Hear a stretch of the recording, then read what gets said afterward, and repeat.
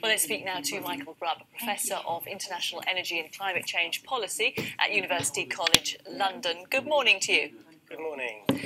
Give us a sense of how optimistic people can feel about this climate summit. Many people making the point that there are some key leaders who will not be there.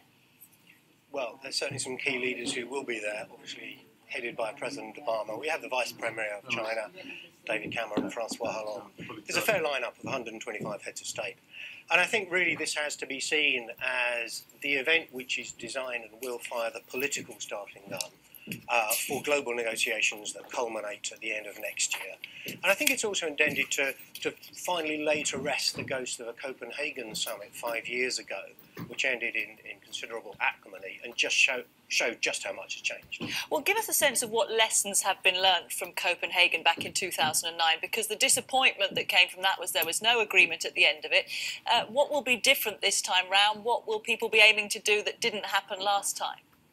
Well, I think that one thing that will come out clearly this week is there is a much more cohesive sense amongst the major political players about both the severity of the issue, their determination to tackle it, their recognition that they're all in it together.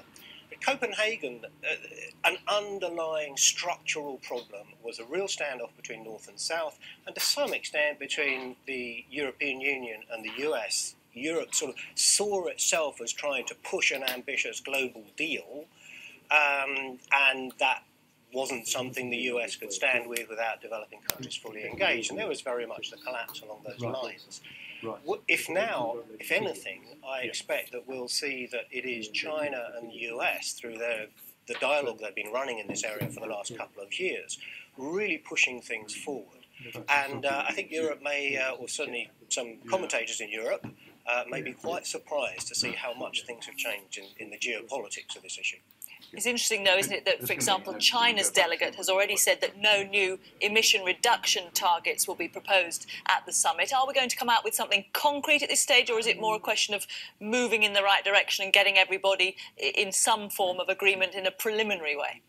Well, with 15 months still to run to the actual, the legal summit that will clinch a deal under the United Nations, I'd be very surprised if a country like China put all of its cards on the table right now.